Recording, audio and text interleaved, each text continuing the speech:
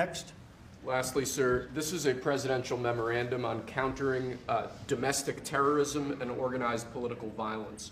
In recent weeks, months, and years, we've seen a tremendous upsurge in some highly visible, but also other acts of domestic terrorism and organized political violence being perpetrated by radical, politically motivated groups all over the country.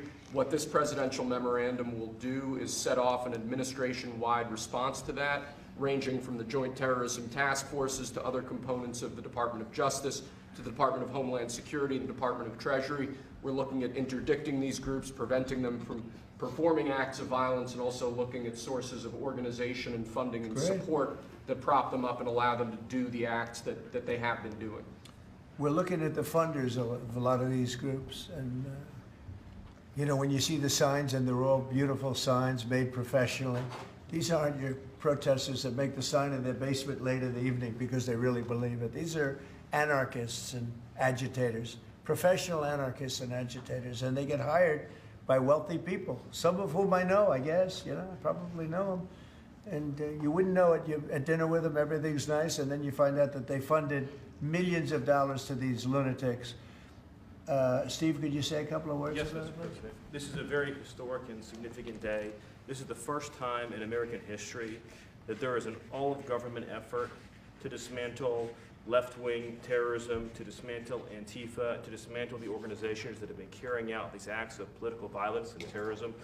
What we have seen, if you look at whether it be going back to the riots that started with Black Lives Matter and all the way through to the Antifa riots, the attacks on ICE officers, the doxing campaigns, and now the political assassinations, these are not lone, isolated events. This is part of an organized campaign of radical left terrorism.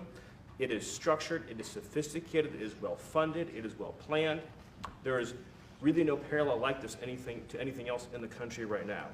There is an entire system of feeder organizations that provide money, resources, weapons, and when they're attacking ICE officers, they're attacking federal buildings, or they're isolating public officials for harassment, doxing, intimidation, and ultimately attempted assassination. It is all carefully planned, executed, and thought through.